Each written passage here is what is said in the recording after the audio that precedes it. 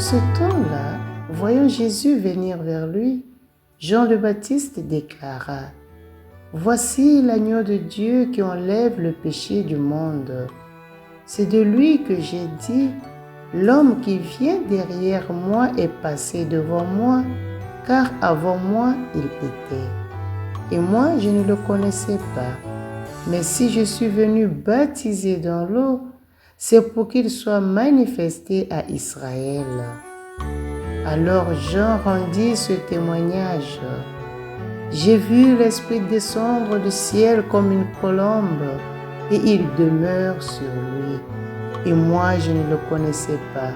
Mais celui qui m'a envoyé baptiser dans l'eau m'a dit: celui sur qui tu verras l'Esprit descendre et demeurer, celui-là baptise dans l'Esprit Saint. Moi, j'ai vu et je rends témoignage, c'est lui, le Fils de Dieu. » Acclamons la parole de Dieu. Louange à toi, Seigneur Jésus.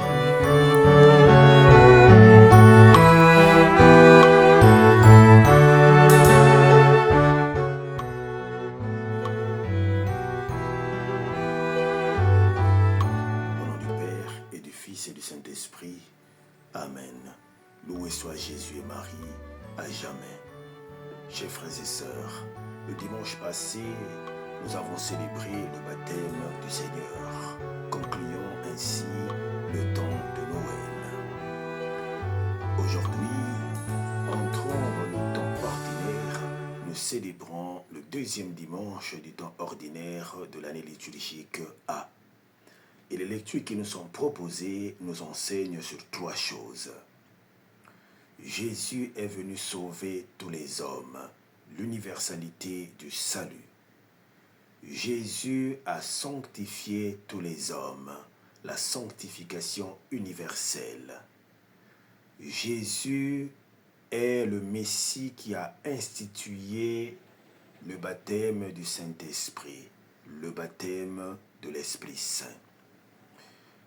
Le livre du prophète Isaïe, au chapitre 49, verset 3, plus le verset 5 à 6, annonce l'universalité du salut.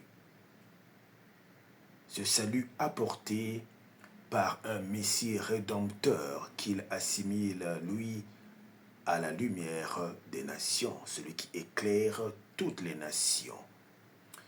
Et le salut apporté par ce Messie est basé ou fondé sur la justice et la miséricorde.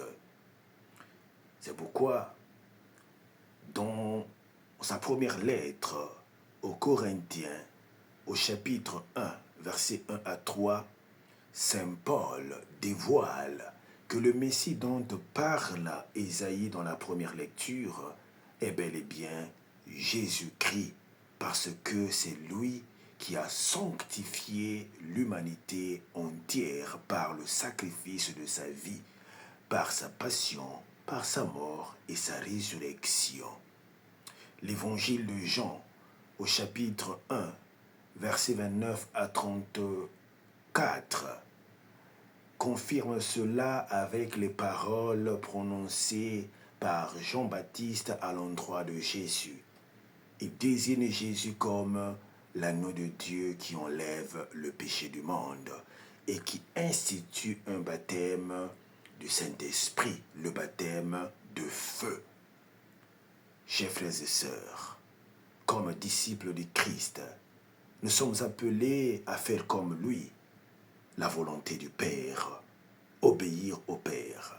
C'est pourquoi avec le psaume 39-40, nous pouvons proclamer ensemble: « Me voici, Seigneur, je viens faire ta volonté. » Demandons à Dieu la force de toujours faire sa volonté et non la nôtre. Loué soit Jésus et Marie, à jamais.